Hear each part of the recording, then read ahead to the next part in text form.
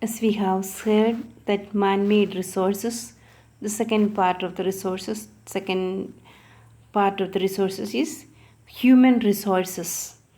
Of all the resources of the world, man himself is the most important resources. Of course, if man is not there, what is there in the world? You see, he transforms natural objects into resources and utilizes them for the better benefit of his family and society. He is the most important resource creating factor is a reason because he is both the producer and consumer of all other resources. The the pace of development, the stage of development of any country depends on the quality and quantity of human resources. Please underline, this is very important. That is,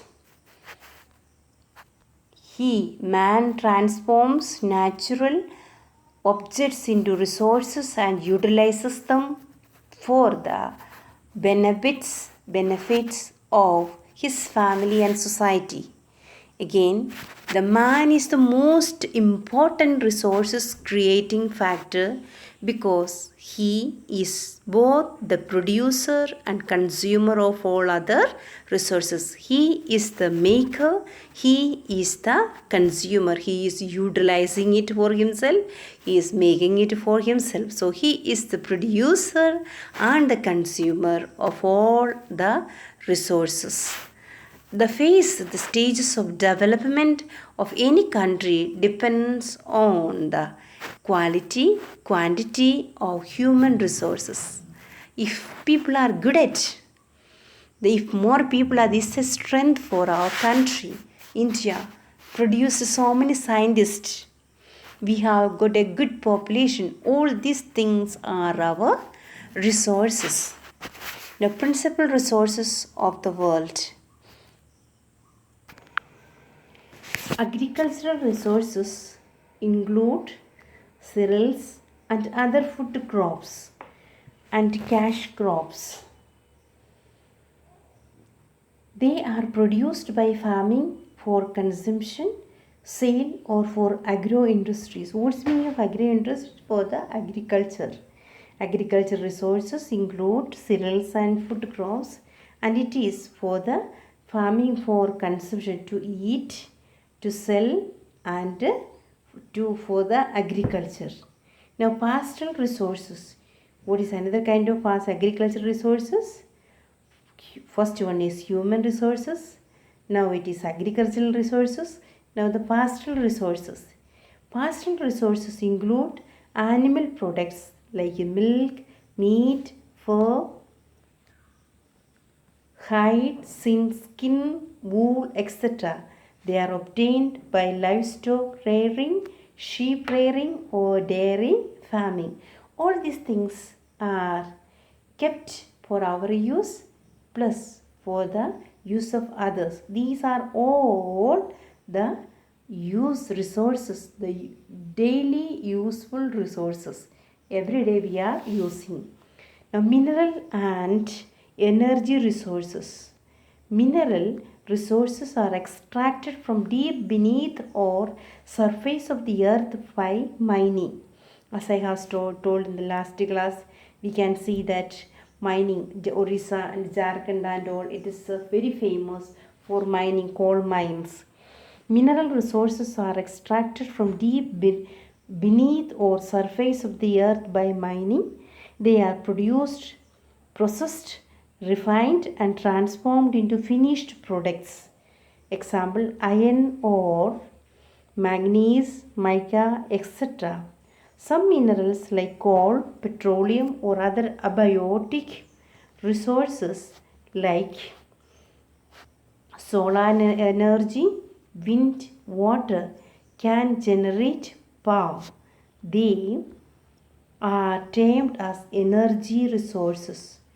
That is, solar energy, wind, water, all these things generate power, electricity. They are also called energy resources. Both mineral and energy resources are indispensable for development of any country. Now, mineral of anti-energy resources, that is, mineral means so many mineral, coal mines, all those things, and energy resources, sun, wind, water, all these things are energy resources.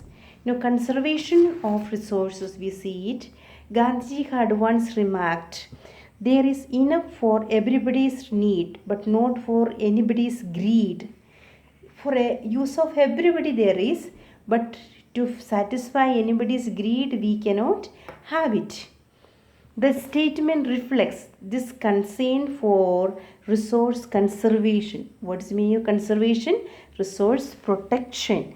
To protect one's resources, we need a big attitude, as Gandhiji said. To satisfy someone's greed, we don't have the resource, but for everybody's use, it is already there. Man, in his attempt to live a comfortable life and acquiring wealth, started a race for obtaining more and more resource from his environment. He has become reckless, restless in his use of resource. In the process, he is harming the environment and exhausting the available resources. When he become greedy, he wanted to become more and more. What do you say in Hindi? Lalach. When he becomes very greedy, he is just exhausting certain resources, and other way he is making it spoil it. He has become reckless in his use of resources. In the process, he is harming the environment and exhausting the available resources. Put in the bracket, resources are becoming poorer in quantity and quality due to its overuse. So, it becomes poorer in quantity and quality because of the overuse of the selfish or the overuse or the selfish use of the human being. Uncontrolled exploitation by man, his greed and selfish activities have affected the biotic resources. Along with it, the environmental factors like change of habitat or climate tinged by man's indiscriminate exploitation of nature have made many plants and animals extinct. They are some of the animals, some of the plants are no more present on the earth because of the uncontrollable use of or the selfish use of human being. If we are not careful, we may wipe out the existing plants and animals and ultimately ourselves. If we are not much careful, whatever is present on the earth gradually, slowly will finish it off, so that we will not have much things